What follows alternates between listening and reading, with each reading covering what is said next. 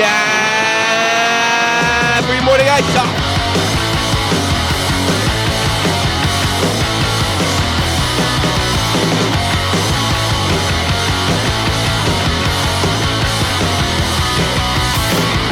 Good morning, welcome to your morning ice in the crease with Tommy C. I'm here with, well, I know the whereabouts of the Toronto Kitties right here. He is the devious, delicious David Rose.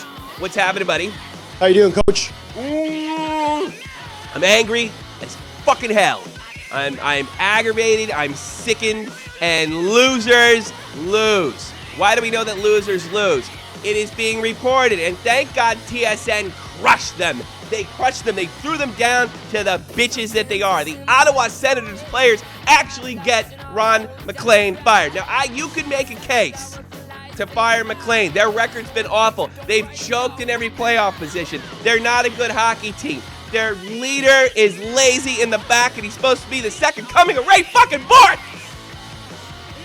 But to sit there and get this guy fired over is like, well, he was more approachable a couple years ago. Well, maybe he gave you the fucking benefit of the doubt a couple years ago to build a team. But now you bitches in Ottawa, you millennial bitches, are still fucking losing. Because you're losers. Eric Carlson, you're a loser. Jason Spence to the left, because you're losers. Alfie retired because they probably should have fucking signed him to get some leadership back in that locker room. And that's what happened. Alfie left and it was gone, and that team sucks. Yep. Any opinions? I totally agree. I'm actually super pissed.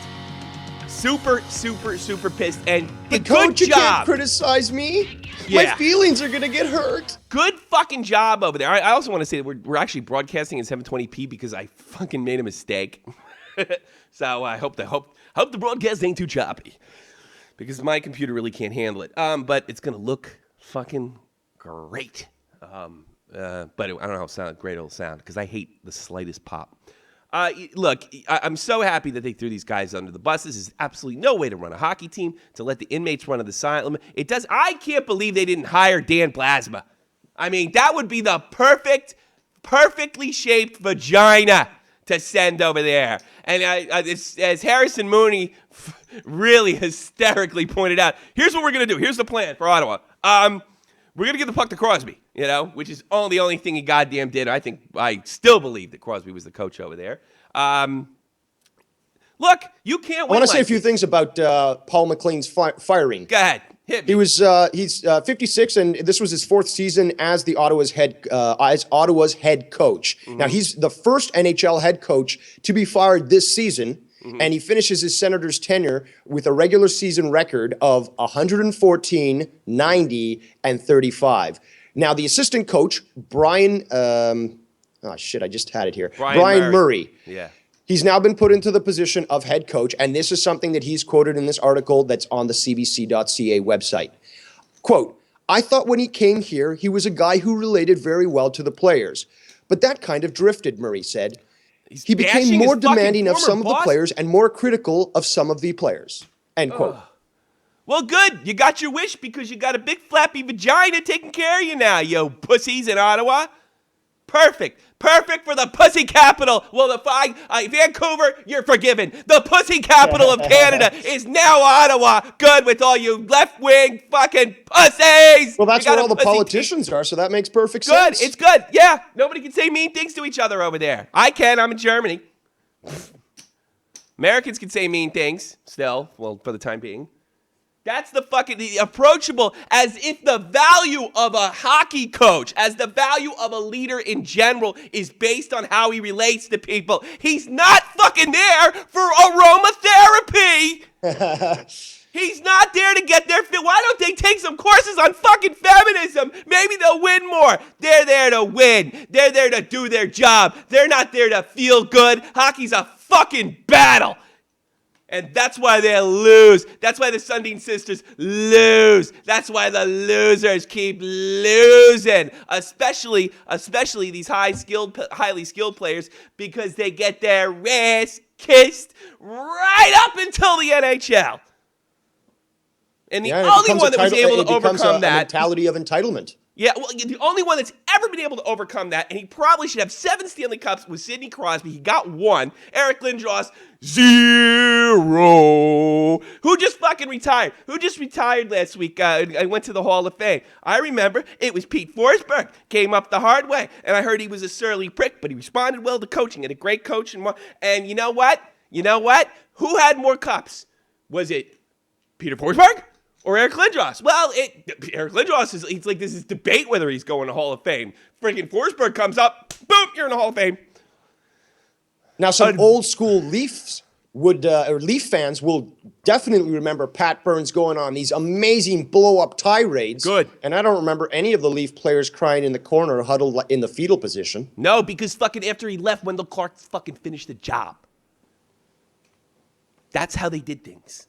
Because it's a fucking battle. You can't motivate by saying everything's going to be okay, and if you just have a really positive attitude, that's bullshit. It's a fucking lie. For people like me that were born in the 70s, we grew up with this fucking horse shit. This idea, if you feel better, you will succeed. Well, guess what? 40 years later, it doesn't work.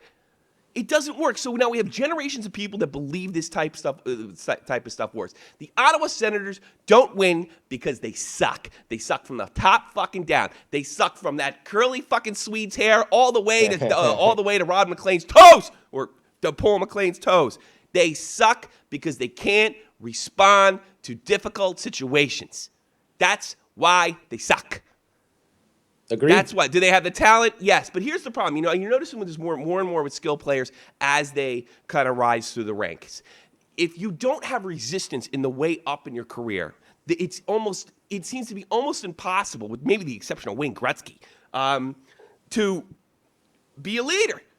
Because you're told, if you don't run into like a tough time, like there was this part in Mark Messier's career where they didn't even think he was good enough for the NHL. From what I understand, they were thinking about cutting him from the Edmonton Oilers. I think prior to them, I could be wrong in the history of this, prior to them to actually being, when the Oilers were in the old WHA, I could be wrong about that. My memory might not be serving me. But there was talk about, I think Wayne Gretzky was like, look how fast this guy is. Because, Mark Messier, nobody really talks about how fast a skater he was.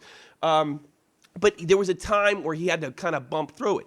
A lot of people thought he was going to be an enforcer, And Jaromir Jagr just passed Marcel Dion, probably one of the most underrated NHL players of all time, and Messier's above them. I mean, it's like you almost have to run into some sort of rut in your hockey career, either as a junior or a kid or somewhere to get this. Because if it just comes too easy, you can't respond to harsh criticism. You can't respond to people getting in your face because no one's gotten in your face. They've been kissing your ass.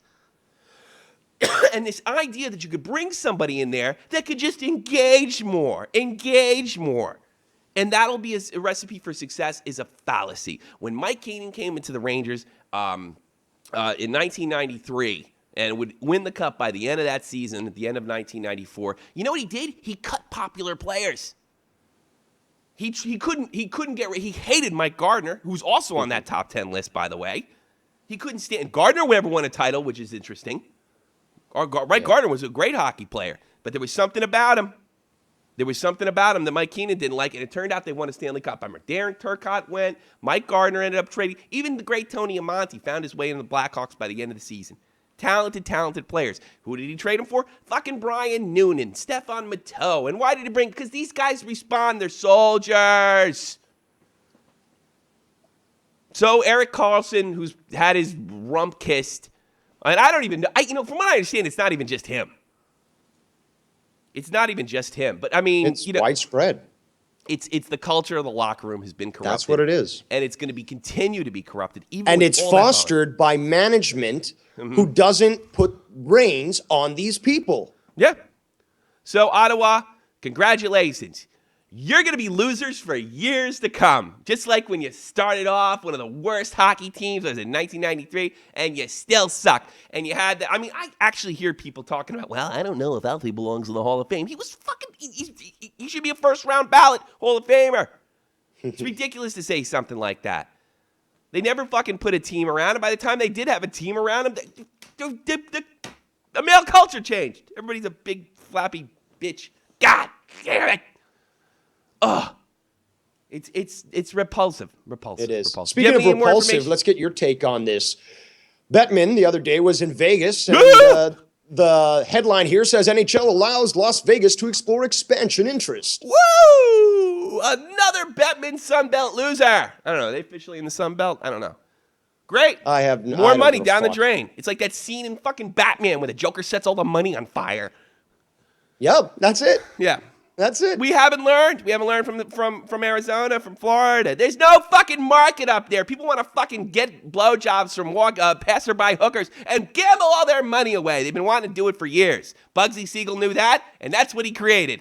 If you're going to go blow money, you're probably going to go see, one of these shows in Vegas, the Tiger Show or Celine Dion or some other shit like that. But to go watch hockey while you're in Vegas to gamble? You and me watch how many hockey games? Although I've been watching less and less, I'll be honest with you, because I've been doing other things. But that's going to change real soon.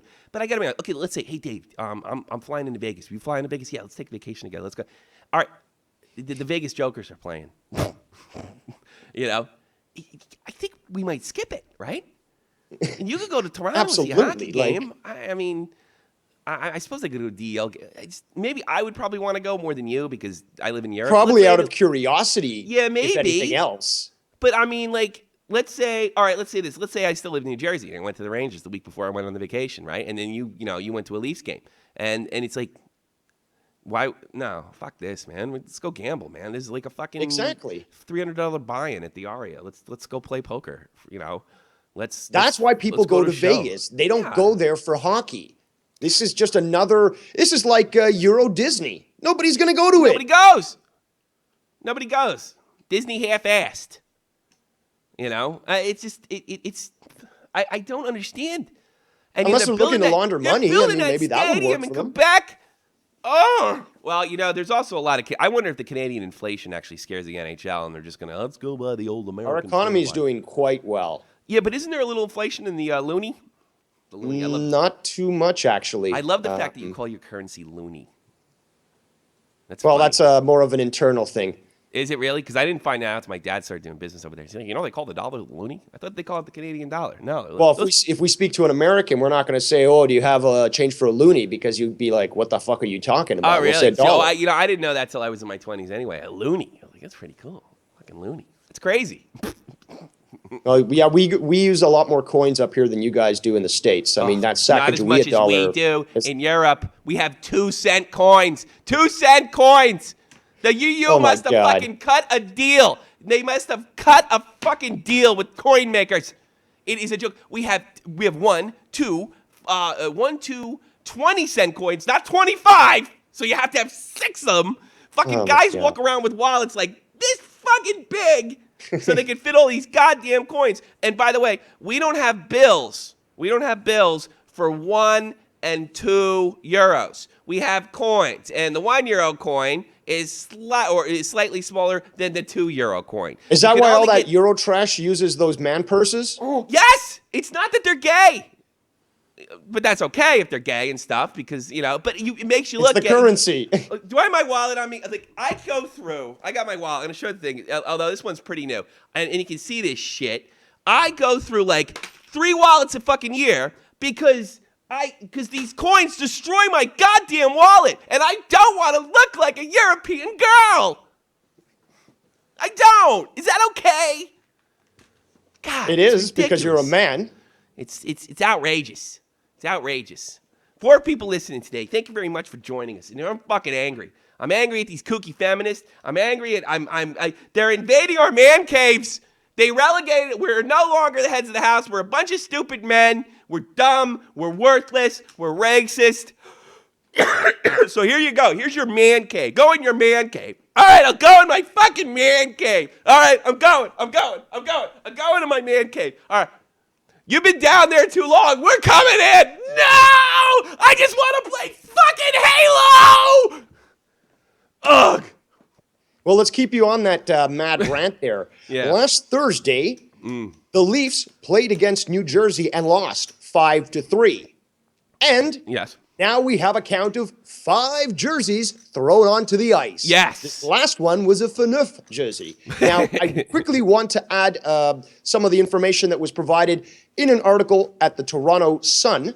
And what happened was Just to quote here quickly, this so-called fan threw his Maple Leafs Dion Phaneuf sweater on the ice in the final 6 minutes of Thursday's game at the Hangar and has been banned from any Air Canada Centre event, games, concerts, whatever, for 1 full year. Concerts? He will also face trespassing charges under Section 117 of their stupid ACC code and stuff. And as the man was being thrown out by ACC security, many fans around him were booing, which just further proves the zombie apocalypse is here in Toronto. Oh, God. It's just outrageous that you can... Did he throw it on after the game or during the game?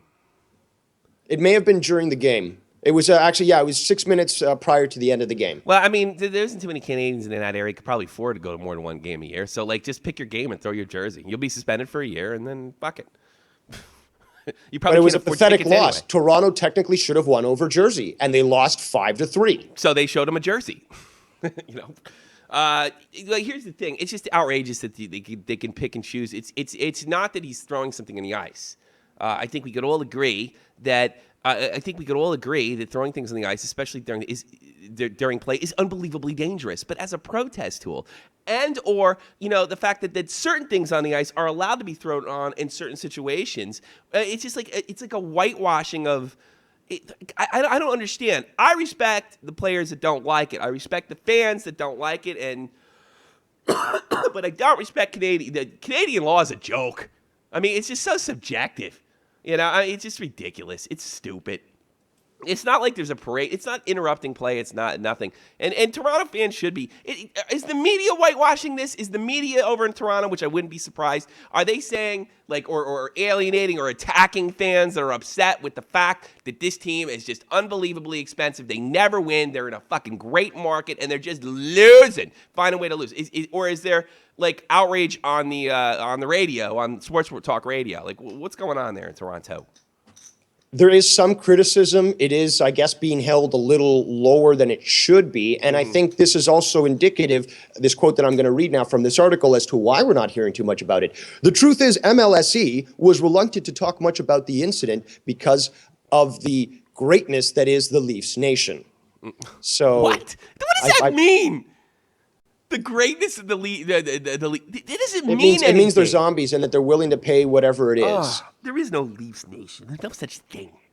It's a goofy thing to say. You know what I hate? You know who started this shit? What the hell? The guy with the big tongue and that stupid rock band that was really just put together and it wasn't a real rock band that everybody likes. Gene Kiss. Simmons. Yeah, Gene Simmons started this. Well, the Kiss Army is coming together. Now everybody's like a universe and the C Nation and Red Sox Nation and Yankee Nation and, oh, God, the Joe Cronin universe, which we are proud members of. But I just like, Cronin hates this shit too. I'm so sick of this nation shit. It's nationalism and it leads to horrible things. It must stop. And we're just the guys to stop it. It's just so ridiculous that a valid form of criticism is totally dismissed. And on top of that, this man is made a pariah because he's just standing up for the fact that he's sick and tired of this bullshit. Let's get this fucking guy in the air. At what point do you stop investing? After how many thousands of dollars do you stop and say, maybe I should cut my losses? We're getting this guy in the air. That's what we're going to do. That's my fucking mission. They're allowed to release his name? I'll have to do some investigation. You get that out. We're going to get this guy and we're going to give him a fucking unfortunately, that's usually a death wish here in Canada. If you upset the Leaf Nation, you're going to have idiots coming after you. Fuck the Leaf Nation. There's no fucking Leaf Nation. You're a bunch of stupid fans. You're stupid. It's not the nation, it's the nursery. Leaf Nursery. It's all a bunch of stupid-ass, dumb kids, mentally at least, that are following these people without even criticizing them. Leaf Nation. Criticism's no good anymore. It's all criticism is why does it say www.youtube.com live event _anal? Oh, analytics. Sorry. I don't know what you're watching. No, it's like got half the I don't know, fucking go into it. Now, we were talking about the sorry? Go ahead. No, you finish what you're saying. No, I was just going to say, well, since we're already on the Leaf topic, why don't you bring up that photo that we were talking about? Oh, yeah, let's look at these goofballs. I wonder why there's a problem winning over there. They can't dress. I hate this stuff. You know, you're talking about John Bellevue, you know, showing respect and respect to the uniform. Something tells me, and I know this is just a joke, so maybe you're like saying I'm overblowing it, but you know what? I don't see Gordie Howe doing this. I don't know if I like it. Maybe because I'm getting old. Tweedledee and Tweedledum. Look at a bunch of douchebags. They look like they're in a fucking crime channel special. This is the last known photograph before they went in the Lamb. You know, I mean, fuck. Look at them. They look ridiculous. And I understand it's a joke. And I'm like, hey, Tommy, it's just a fucking joke. It's a fucking joke. Just relax. Just a fucking joke. And it looks stupid, and I can say so. I think so. I think I can. I think I'm allowed to. I don't fucking know anymore. Looks like Phaneuf's wearing some blush there. Looks ridiculous. Ridiculous. What else do I got? So Marty's got 2 in a row. He's knocked 2 out. Congratulations, Martin Brodeur. Good man. Doesn't look like fucking the Marty of old, but I mean, A, he's old, and B, he hasn't played in, like, he didn't start the season, go to camp or anything. But, you know, he's doing what he's sent there to do, and he's doing all right. The numbers aren't great, but the wins are important. And they won yesterday.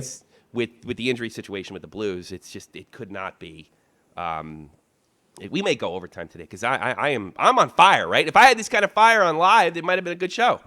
Do you know that show? Like that, I probably got more feedback from that show. Like good show. For which show? You thought it was terrible, and I agree with you. The one Shot from the Point Live, the hour and a half rock and roll hockey news update, 3 p.m. Sundays. Yeah, I got like a lot of good feedback from that show, even though I thought it was awful. I thought it was god awful. What was I talking about? So we're talking about Marty. Brodeur. Oh, tell me about what's going on. I got to know about this. Everybody's freaking out over fucking Guy Lafleur and Bellevue's funeral. Tell me that story. Okay. On Monday, yesterday, there was visitation at the Bell Center in Montreal for Bellevue. Actually, is the proper pronunciation. And Guy Lafleur was actually photographed, and this is all being spoken on social media and all over through the internet, is that he paid his respects by getting on both knees in front of his coffin, and he was interviewed